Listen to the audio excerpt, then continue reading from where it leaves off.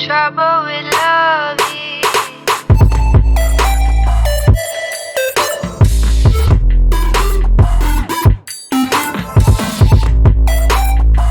How you doing, guys? It's Ricky here, back with another video, and I am on my 2021 Kawasaki Z125. In this video, I'm going to talk about the best aftermarket modifications that you can do to your Honda Grom or Kawasaki Z125, any Minimoto of this sorts, yeah?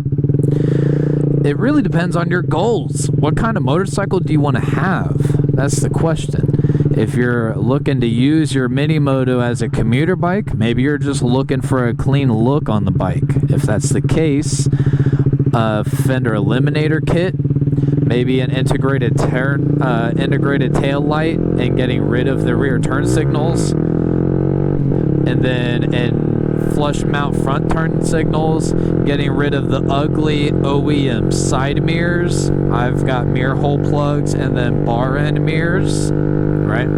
Of course, a phone mount to use as a GPS or to take phone calls while you're riding and stuff like that. And that's about it.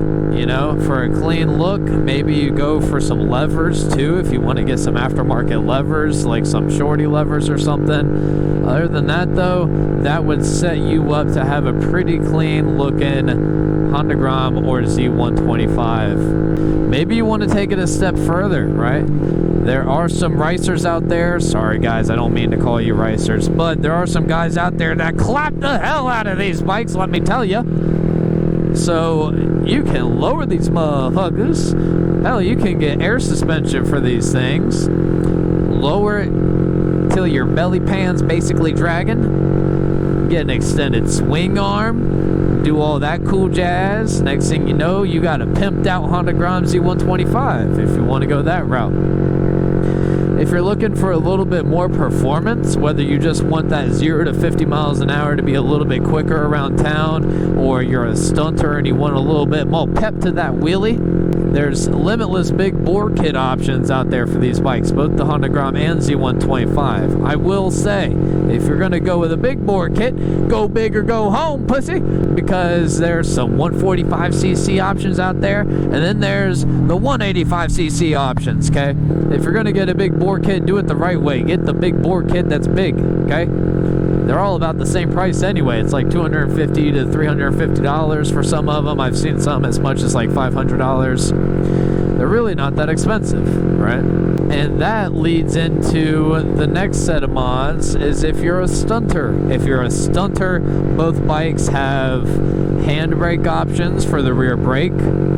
Both bikes have tons of aftermarket support, like the big bore kits and clutch kits with stiffer springs. That way you grab those gears even easier when you're trying to do clutch ups and whatnot.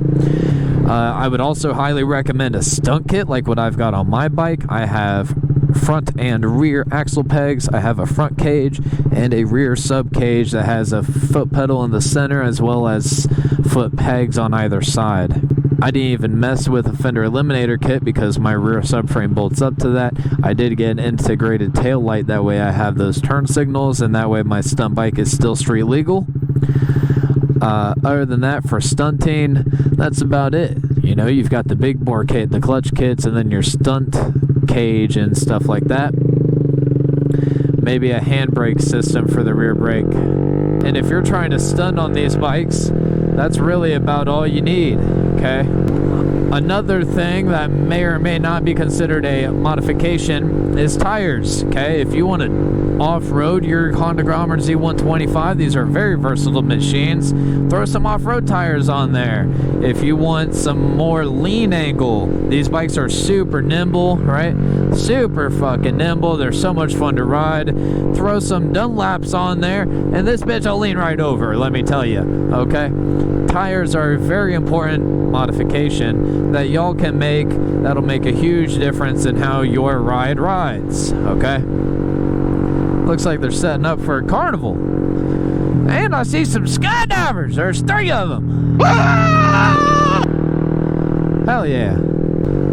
So just as a quick recap, these motorcycles have tons of modifications to choose from. You've got your fender eliminator kits, integrated tail lights, flush mount turn signals, different bars depending if you want your bars to be taller or lower. You've got aftermarket grips and levers. Get rid of the ugly side mirrors, please. Get you some bar end mirrors or something like that. We've got big bore kits. We've got clutch kits. There's stunt kits like stunt cages and whatnot, right? You can lower these things. You can stretch these things. There's all sorts of aftermarket support for these motorcycles, and it really depends how you want your motorcycle to perform, what your intentions are with your Kawasaki Z125 or your Honda Grom, okay? I hope you found something in this video useful. If you did, please like and subscribe and stay tuned for future videos. I plan on pushing out videos whenever the hell I feel like it, so don't get too excited because it's not going to be that often. Alright, I've got life outside of YouTube. Alright, until this pays the bills, you go and get videos whenever you get a damn video. Thank you for watching. I'll see you on the next video.